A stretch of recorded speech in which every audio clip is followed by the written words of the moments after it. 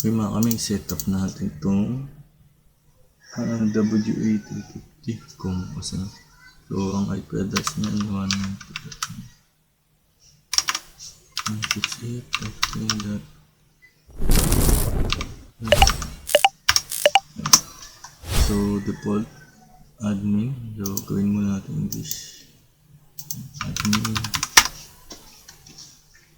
yan. So setup natin siya pang PC wifi yan.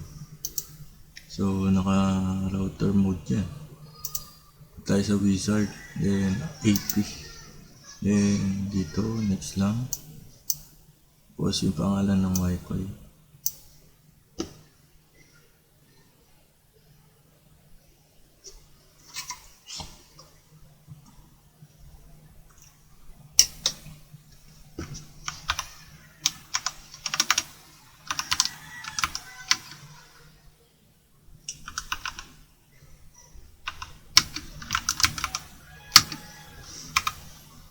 Ayan, so ito yung pangalan ng wifi, nilalagay ko.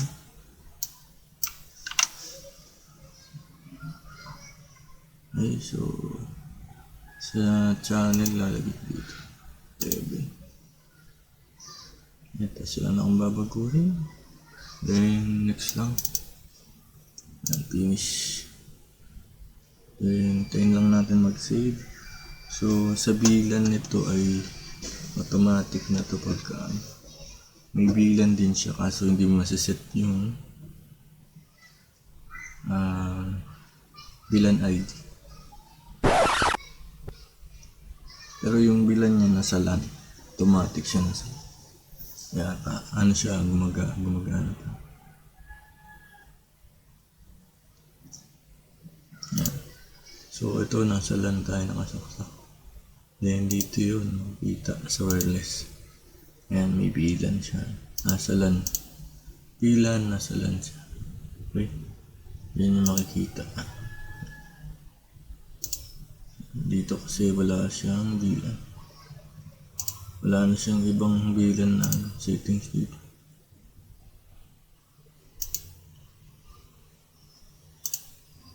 Ganun lang madali i-set up to. Ayan. So model niya ito CFWA350 bilan.